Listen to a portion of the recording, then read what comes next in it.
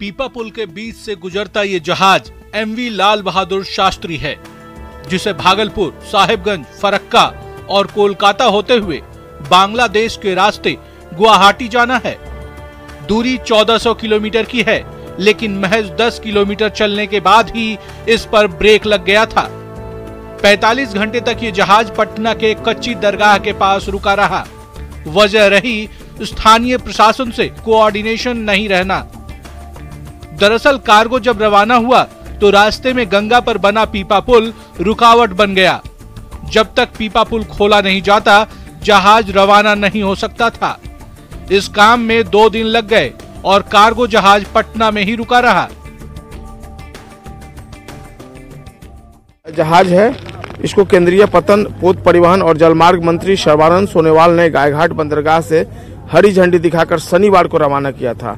राष्ट्रीय जलमार्ग संख्या 1 पर गंगा के रास्ते यह जहाज कोलकाता तक पहुंचेगा और वहां से राष्ट्रीय जलमार्ग संख्या 2 पर ब्रह्मपुत्र नदी के रास्ते जहाज को गुवाहाटी के पांडु बंदरगाह तक पहुंचना है। तो निश्चित तौर पर एक कोऑर्डिनेशन जो है वह नहीं होने की वजह से इस तरह की समस्या आई और जहाज को 45 घंटे तक यहां पर फंसे रहना पड़ा।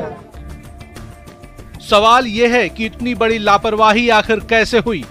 कच्ची दरगाह में पीपा पुल पहले से है, तो जहाज को रवाना करने से पहले इस पर ध्यान क्यों नहीं दिया गया? पटना से गुवाहाटी के बीच कई और पीपा पुल हैं। जहाज के गुजरने के लिए गंगा में पानी पर्याप्त है और सारी समस्या की वजह पीपा पुल का नहीं खुलना था।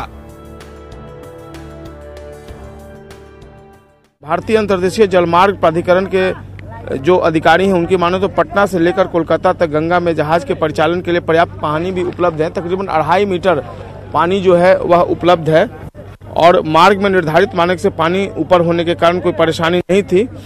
लेकिन जो प्रॉब्लम आया वो पीपा पुल नहीं खोलने की वजह से आया। हालांकि अब आगे से इस तरह की समस्या नहीं हो, इसको लेकर लोकल एडमिनिस्ट्रेशन से कोऑर्डिनेशन किया गया है और देखना होगा आज जो ये प्रॉब्लम आया है इसके बाद आगे किस तरीके से लोकल एडमिनिस्ट्रेशन जो है वह हेल्प करता है। जो शिपिंग कंपनी है और जो बंदरगाह और जो दूसरे लाल बहादुर शास्त्री जहाज जो है उसके अधिकारियों को, जो चावल लदा जहाज है इसको केंद्रीय पतन, पोत परिवहन और जलमार्ग मंत्री सर्बानंद सोनोवाल ने गायघाट बंदरगाह से हरी झंडी दिखाकर शनिवार को रवाना किया था।